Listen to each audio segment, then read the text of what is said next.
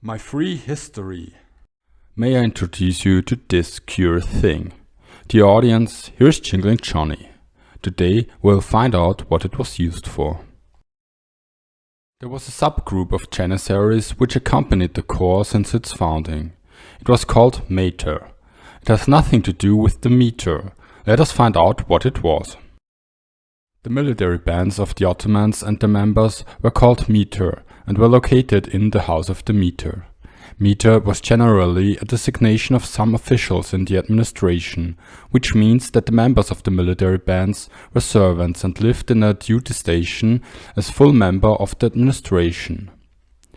So this is the Mehter, military band of the Janissaries, and like the Janissaries themselves, this band was the first of its kind and probably accompanied the Janissaries since their founding. This brings up the question of the historical development. The custom of military bands probably started with Turco-Mongolic tribes who already used trumpets, shawms and drums. Maybe, through the Mongolic origins, they were even influenced by Chinese bands from the Han era before the year 220. At least the choice of instruments of the Mongols as well as the Chinese was quite similar to those of the Janissary bands.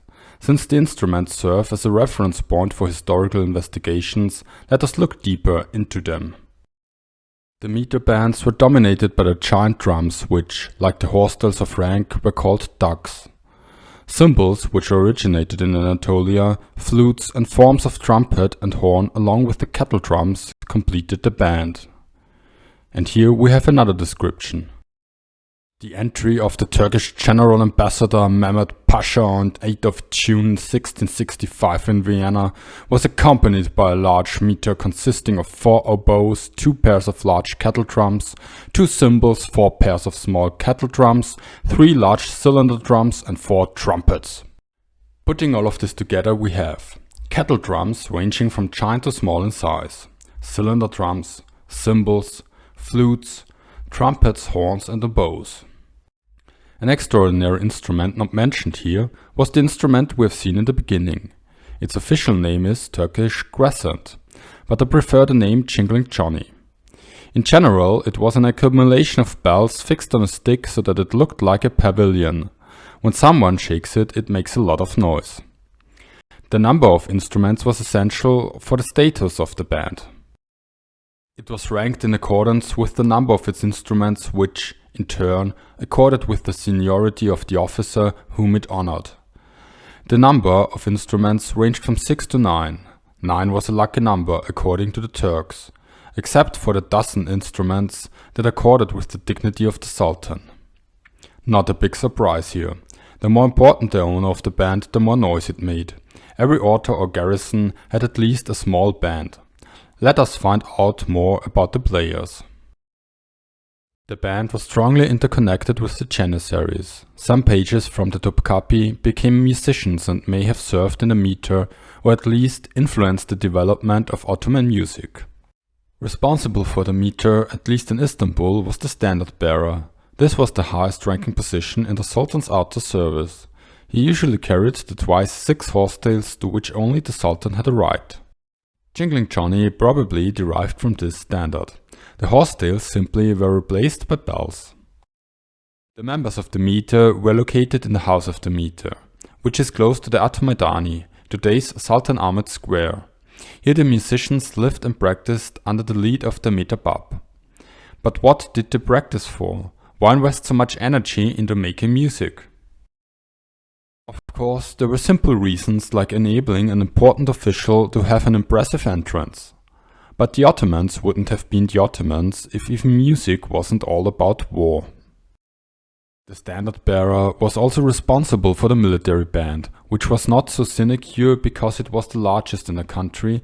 It had not only to play with great pomp each day, but in battle had to produce the terrifying din, which was an important element of Ottoman strategy. It was to be the inspiration of military bands in Europe. The Mehter played on the battlefield and encouraged the soldiers until the combat was over. It never separated from the regiment and stayed close to the vizier during the fighting. The Mehter played a leading role as long as the battle lasted, and as soon as the music stopped, the warriors ended the engagement. In addition, the meter, as a symbol of freedom, played in front of the Sultan's palace 3 times a day. Goodwin describes how the sound of battle unfolded. Bellowing cannon, musket barks, and the hacking cough of bullets, and the wind of cannonballs might make a prodigious din. But above this came the music of the bands, outlandish to Western ears. Let us listen to a report by Evlias Celebi from 1638. 500 trumpeters raised such a sound that the planet Venus began to dance, and the skies reverberated. All these players of the drum, kettle drum and cymbals marched past together, beating the different kinds of instruments in rhythmic unison, as if Shamanpur's army was marching by. Finkel provides more details on the need for military music. Moral boosting measures were most needed to calm the army's nerves in the instants before battle. Once the soldiers were actively and physically engaged in fighting, instincts for self-preservation came automatically into play, and each man fought with the maximum of personal determination, courage and undistracted intensity he could muster. Oral techniques for stimulating the troops were developed to an elaborate degree by the Ottomans. As in other aspects of military tradition, the use of drums to beat out the rhythm for marching and formation and the employing of formal military bands were based on practices known and already quite developed in pre-Ottoman Turkish armies. But the Ottomans, under direct palace patronage and supervision, advanced these inherited traditions to still higher levels of elaboration and perfection. Evliya Çelebi makes explicit reference to the usefulness of the corps of drummers as a means for lifting the flagging spirits both for battle-weary and later on battle-weary warriors. The Ottomans set great store by the use of such devices to induce a state of psychological readiness for battle, and the Janissary meter band seems to have served as a model for European armies of the 18th century who sought to introduce similar practices. So, aside from representative tasks, the meter played when the army went on campaign. In battle it had the task to lift the spirits of the fighters, while subduing the enemy with its strange sound. Furthermore, it could be used to issue commands. In this miniature, which we already know, we can see an example. In the back, very close to some Janissaries, are some musicians playing trumpets and a drum. Goodwin describes this music in more detail. In peacetime, the bands played daily at the palace or fortresses. In war, they accompanied the army in the field to cheer on the attack and demoralize the foe. The Janissary band had an impressive and sonorous slow march which sounded disagreeably menacing and was symbolic of an implacable quality that lingered on into the 18th century, if only musically. The bands mostly played music of Persian origins. I encourage every one of you to Google Janissary music and get an impression by yourself. Although many sources suggest that only the Europeans got ideas regarding the military band from the Ottomans, the direction of influence was mutual. Let us start with how the Europeans influenced the Ottomans. An example for this is, again, Jingling Johnny. At the turn to the 19th century, the numbers of instruments in Austrian military music suddenly increased, and the Turkish crescent became common. Even the size of a traditional Austrian band is similar to numbers of instruments one can find in the meter.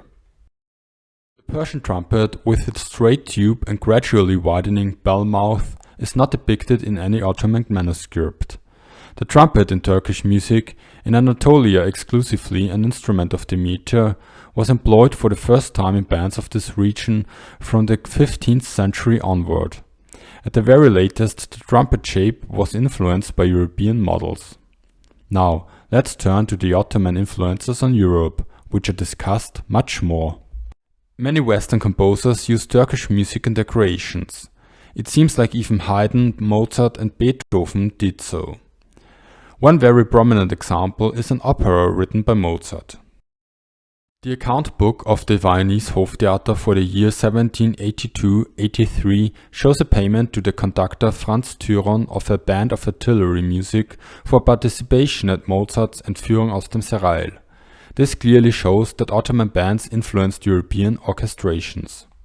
Personally, I know the abduction from the Seraglio, but would not have noticed any Turkish influence. For me, Janissary music sounds entirely different. This opera actually is worth listening to, although there are probably enough people around seeing it as imperialistic and racist. Since the before-mentioned composers were German, them using music brought from the arch-enemy was only possible when the historical tension had already relaxed. In Austria, the Türkische Musik could not become part of the military band until the Turks were defeated and lost their enemy image. This did not happen until the 18th century, as the Turks were a serious threat to Austria until the late 17th century. In other European countries which were not at war with the Ottoman Empire, these influences occurred much earlier. The meter was a symbol of professionalism and spirit, but there were many more symbols and rites in the social environment of the Janissaries. These mostly originated in the close connection to the Bekdashis, a Sufi dervish order, which provided the imams for the core. The order of the Bekdashis is said to be an undogmatic form of Islam, which made it easier for the Christian boys to be integrated into their new social environment and religious belief. The most important objects for the Janissaries were the copper cauldrons. They received them from Mehmet II. Every group of 20 men had one cauldron. Yes, I know what you are thinking. This is indeed a cauldron. It was one of the first symbols I produced and it took me 2 hours to make it. Anyway, the Janissaries used the kazan to cook their pilaf. In camp they built a pyramid-like pile with them and on the march they carried them ahead. In fact, the cauldron took the place of standards or regimental colors. In battle it was a rallying point if something went wrong.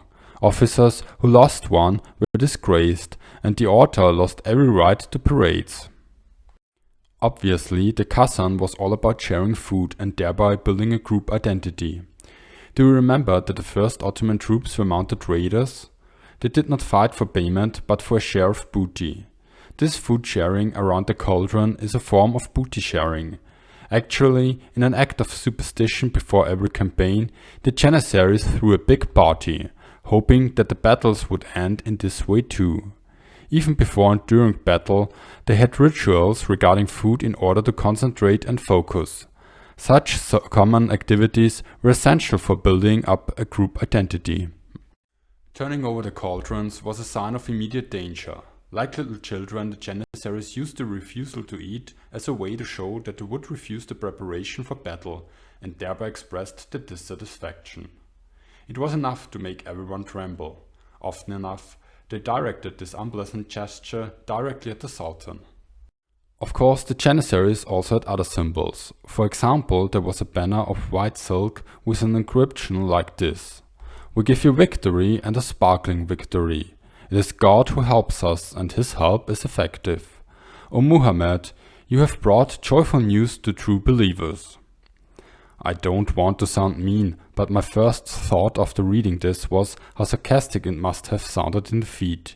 You have brought joyful news to true believers. Anyway, there is also a legend concerning the modern-day Turkish flag. It is said that Orhan had given his first Janissaries a red banner with a white crescent. After the conquest of Constantinople, a white star was then added. Other common motifs were the sun, stars, daggers, geometric shapes, the hand of Fatima, the double-bladed sword of Ali, and of course there also was the Turkish horse-tail banner, the Tag, which, as we have just heard, inspired Jingling Johnny. Since food played such an important role for the Janissaries, the cooks had special uniforms. They wore black leather gowns studded with knobs of silver, with silver knives and chains in their girdles. The headquarters cook was on the staff of the Janissary Aga. On occasions of state parades and processions, he marched on foot in front of the horse of the Yaga, with his girdle stuck full of gigantic knives and cutlasses, the handles of which concealed his face from view. His long black leather gown was covered with plaques of silver, and he was hung about with silver pots and pans, so that he had to be supported by Janissary on each side to enable him to stagger along under his load. The girdle alone weighed 15 pounds. This was a benefit to the higher officers, because the heavy accessoire could be used to discipline lower ranks. And this probably is a good place to take a look at what we learned today. The Mehter was a military band, and just like the Janissaries were the first modern standing army, it was the first of its kind too. The size of the Mehter depended on which official they served. Of course, the Sultan had the most players and the most impressive instruments, but every garrison or auto of Janissaries had at least a small band. The Mehter in Istanbul lived and practiced in the barracks in the Mehter Han. They played for the Sultan on a daily basis. The music of the Mehter is widely known as Janissary music, although this is not entirely true. It just happened that the Ottoman music had the most prominent appearance in battle, and wherever a fight was, there were at least some Janissaries too. In battle, the Mehter's task was to encourage the soldiers, dishearten the enemy, and give some basic signals. In addition, on the march it provided rhythm. Despite all the wars, there were exchanges between Europe and the Ottoman Empire all the time. This also included music. An example for this is Jingling Johnny. In addition, classical composers like Haydn, Mozart and Beethoven used Ottoman music in their works. The marching band was an important symbol, but even more important was the cauldron. Even high officials and the Sultan feared it, because rebellions usually started by tossing over the cauldron. And now it's your turn again. Are you familiar with Janissary music? Can you hear its influence in the works of these prominent composers? If yes, please explain it to me. So long, we'll meet again in 2 weeks. Stay critical, stay curious, stay free.